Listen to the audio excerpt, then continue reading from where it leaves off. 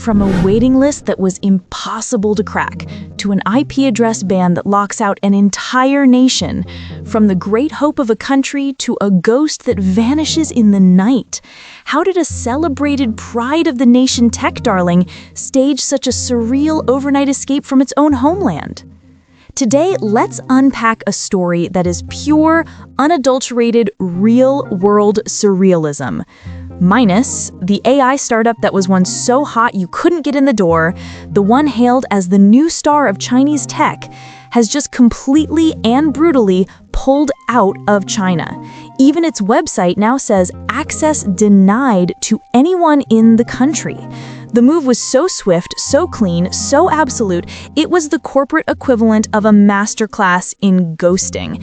It has left behind a legion of once devout fans and industry insiders in a state of bewildered, windswept confusion. Let's rewind the clock just 4 months. What was the scene then? With a slight chuckle of disbelief, Minus was on fire, an inferno of hype. A single invitation code to its beta was being scalped on the black market for 90,000 yuan. You heard me right, 90,000. Just for the privilege of getting an early look at a product that was being hyped as the next big thing, the AI agent that would take on OpenAI and beat GPT at its own game. Analysts were scrambling, terrified of missing out on the next big moment in tech. The frenzy was so intense, you'd think Minus was about to single-handedly lead humanity out of the solar system. When they finally opened registration, they had the audacity to price their pro service at $199 a month, more than many people's monthly phone bill. That's confidence. Why were they so hot? In part, the product was genuinely impressive at the time. Sleek interface, novel features. In part, their marketing was a masterclass in building suspense. But most importantly, Minus was draped in the powerful emotional flag of national pride. Many believed that if other Chinese companies had proven our strength in open-source AI, then Minus was the chosen one, the star that would compete head-to-head with the international giants at the application level. It was carrying the hopes and dreams of a nation on its digital shoulders. And then, the fall of grace. It came faster and harder than a tornado. In just 4 months, this star of hope staged a Vanishing Act, packing up its servers and fleeing in the dead of night. How exactly did they pull off this escape? It was a textbook exercise in ruthless detachment. The company's operational entity in Beijing, which employed dozens of people, 1 week they were coding and designing, the next, they were all handed their graduation certificates, a euphemism for termination notices, clean, efficient, no loose ends. The social media accounts on Weibo and Little Red Book, which were so meticulously curated, wiped clean overnight more thoroughly than your browser history. It's as if they never existed. And then, the final, most brutal move. They blocked all access from mainland China. It doesn't matter if you're on a home network or a corporate line. If your IP address is in China, you get a cold hard access denied. The digital drawbridge has been pulled up. The gate is locked. Not even a goodbye. The stark contrast forces you to ask the question, Minus, was your heart ever really in the Chinese market, even for a minute? The founder, who once famously refused other offers because he didn't want to leave his hometown of Wuhan, now posts wistfully on social media, "If we achieve a good result in the end, it will prove that founders born in China can also make great global products in a new environment." You can hear the resignation in his voice, but it also clearly defines their new starting line: global. And the center of that global vision is no longer China. So why? Why did they run so fast, so completely? The answer, in the end, is brutally simple: money. The true Achilles heel was their funding. Last week, a bombshell report dropped. The U.S. Treasury Department is scrutinizing a $75 million investment into Minus, led by the venerable Silicon Valley venture capital firm, Benchmark.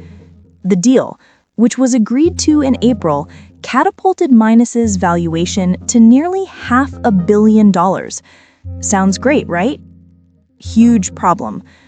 The U.S. has a program that specifically monitors American money flowing into foreign companies, especially those in sensitive tech sectors. Benchmark's $75 million check to a Chinese AI company set off all the alarms.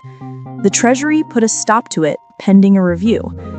And just like that, the $75 million that was supposed to be their lifeline was in jeopardy. So what do? You prove that you're not a Chinese AI company anymore. And you do it with lightning speed.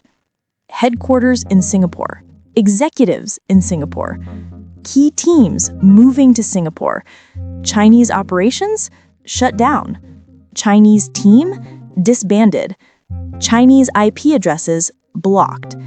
It was a mad dash to shed their Chinese identity, a desperate pledge of allegiance to the global capital markets. To make it all legally airtight, they created a nested doll corporate structure, a parent company in the Cayman Islands for tax purposes, a holding company in Singapore, and then the Singaporean operational entity at the bottom. It's a classic maneuver designed to navigate the treacherous geopolitical landscape. In short, to get that $75 million, Minus had to perform a brutal act of self-amputation. The pressures of capital and the realities of global politics made all that talk of national pride seem tragically naive. Minus is not the first, and it won't be the last.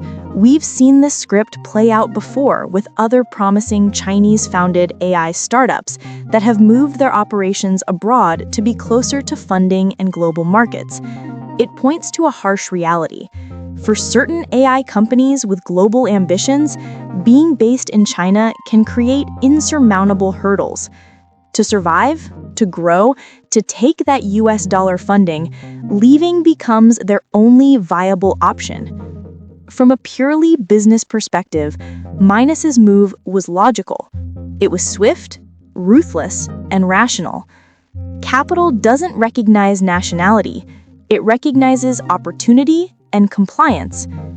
All the emotional baggage of being the pride of the nation is weightless against the gravitational pull of a $75 million check. They have taught their most ardent supporters a painful but valuable lesson.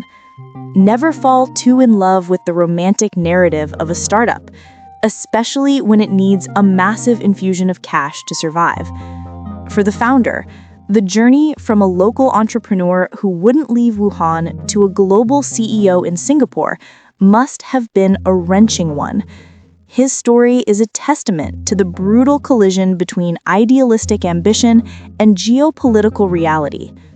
The departure of Minus is like a stone dropped into a lake.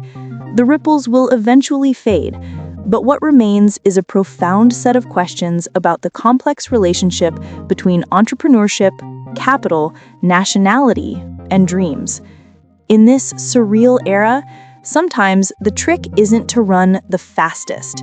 It's simply to live the longest. As a poet of our tech age might write, "A new myth was born of our nation's AI. Then it vanished overnight without a goodbye.